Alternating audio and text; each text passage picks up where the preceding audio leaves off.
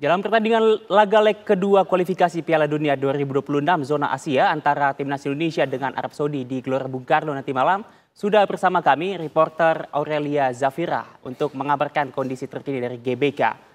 Dan juga di studio nanti juga akan ada jurnalis TV One Putri Viola yang akan membahas kans Timnas Indonesia saat melakoni laga melawan Timnas Arab Saudi nanti malam. Namun kita sapa terlebih dahulu rekan kami Aurelia Zafira di Gelora Bung Karno, Jakarta. Selamat pagi Aurel, silakan laporan Anda.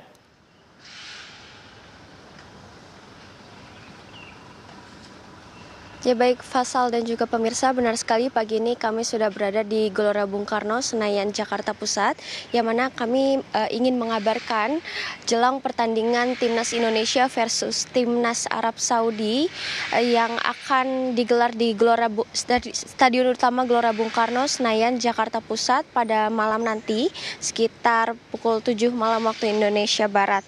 Yang mana pertandingan ini merupakan pertandingan ke-6 putaran ketiga yang untuk kualifikasi Piala Dunia 2026 zona Asia. Yang mana duel kedua di putaran ketiga ini sebelumnya Indonesia sudah sempat melawan Arab Saudi dengan skor 1-1 di Stadion King Abdullah Sport City pada September lalu.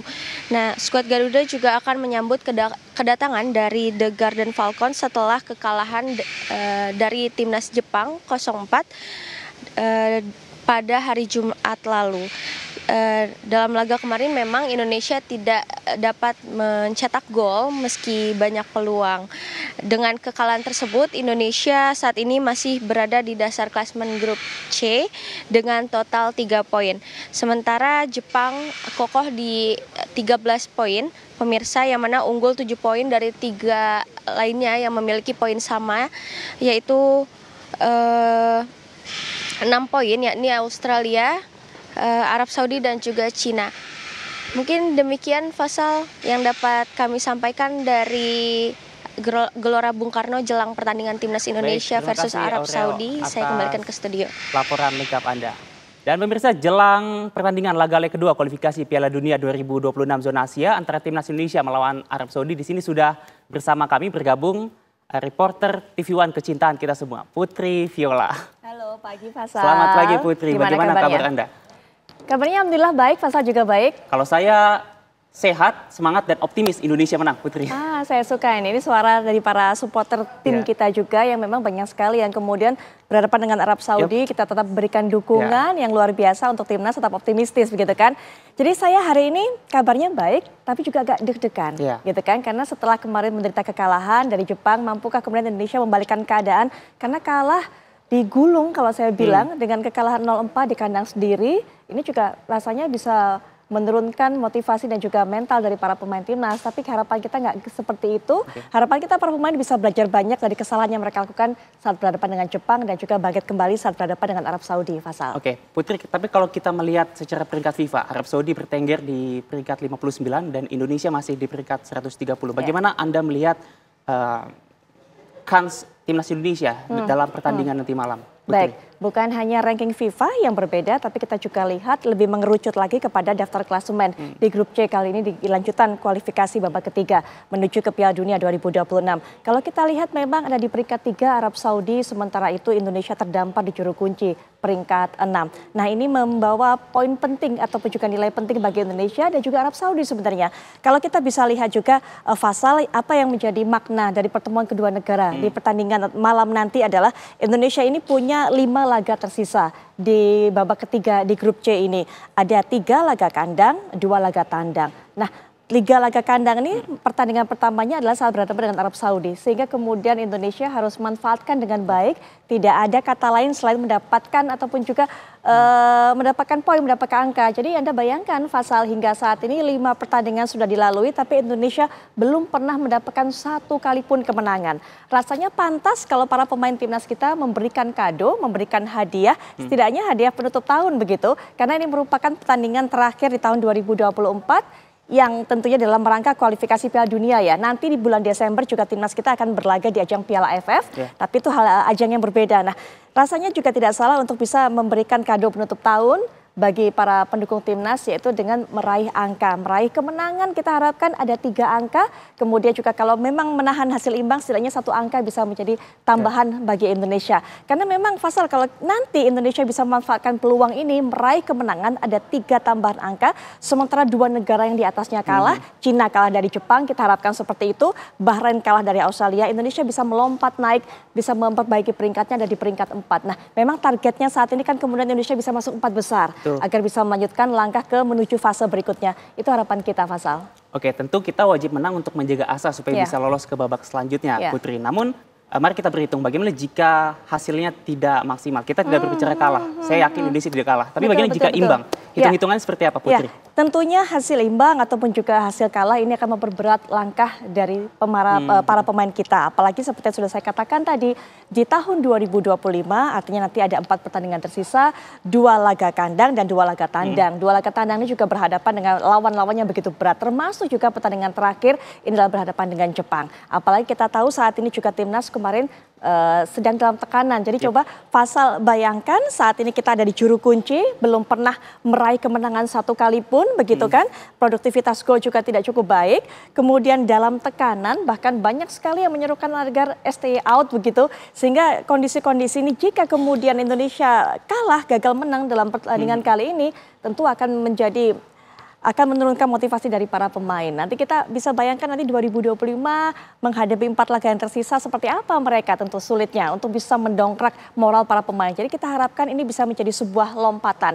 Nah, apakah kemudian kansnya ada untuk meraih kemenangan? Saya percaya ada. Arab Saudi memang pemain ataupun juga tim yang tadi Faisal sudah katakan peringkatnya jauh di atas kita.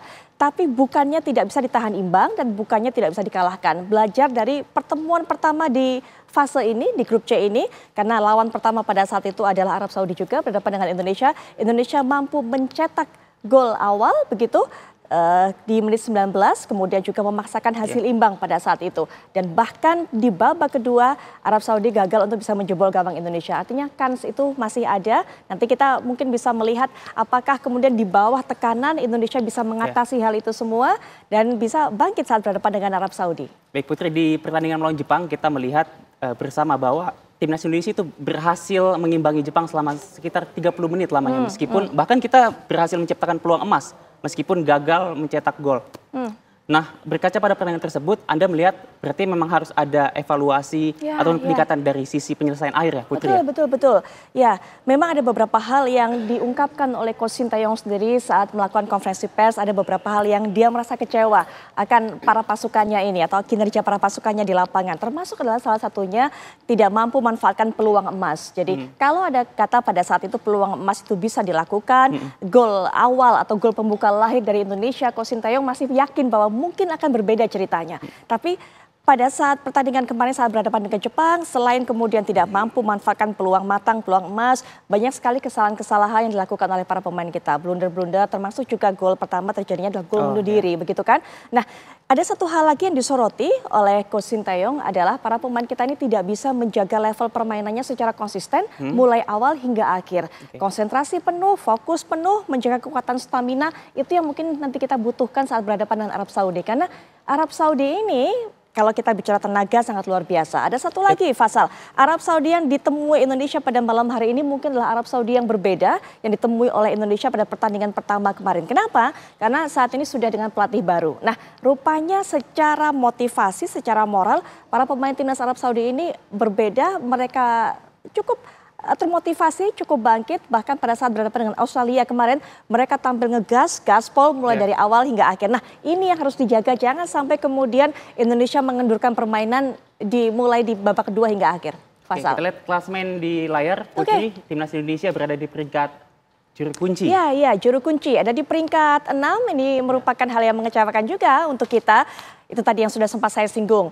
Masih belum meraih kemenangan satupun hingga 5 pertandingan dilalui. Padahal pada waktu itu berhadapan dengan Bahrain dan Cina adalah kesempatan emas bagi Indonesia untuk meraih kemenangan di bulan lalu itu ya, di bulan Oktober. Tapi ternyata gagal meraih kemenangan saat berhadapan dengan Cina dan Bahrain. Dan kita mendapatkan 3 kali imbang atau mengakhiri pertandingan dengan 3 kali seri, kemudian juga menderita kekalahan dari Cina dan juga kekalahan dari Jepang, sehingga Faisal bisa lihat ada 3 tim di sana yang mendapatkan poin sama, yaitu poin 6, Australia, Arab Saudi, dan Cina. Kemudian Bahrain mendapatkan 5, sementara kita terpaut jauh. Kita ada atau hanya mendapatkan 3 angka dari hasil 3 kali imbang.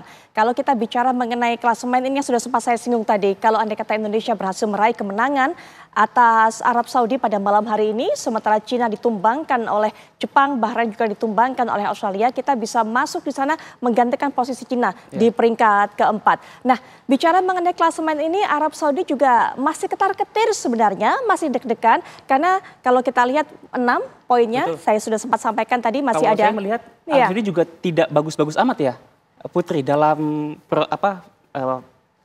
perebutan klasemen ini, Putri. Betul. Kalau saya bisa katakan, termasuk kita baca dari daftar klasemen ini saja, Arab Saudi sama sekali tidak impresif melewati babak ketiga di grup C ini. Jadi Arab Saudi juga hanya bisa menang 1 kali, kemudian imbang 3 kali dan kalah 1 kali.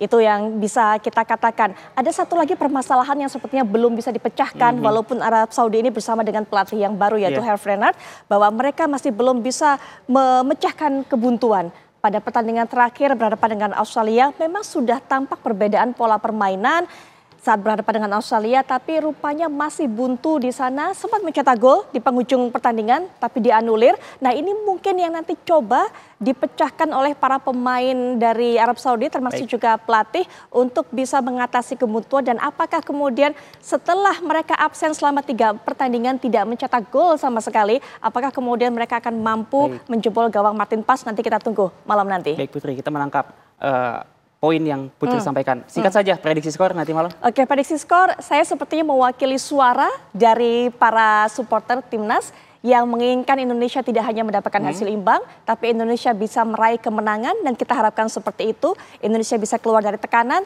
Saya harapkan Indonesia bisa meraih kemenangan 2-1 atas Arab Saudi. Oke, baik. Terima kasih Putri atas pemaparan lengkapnya. Tentu kita berharap Indonesia bisa meraih hasil maksimal melawan timnas Arab Saudi nanti malam. Betul sekali.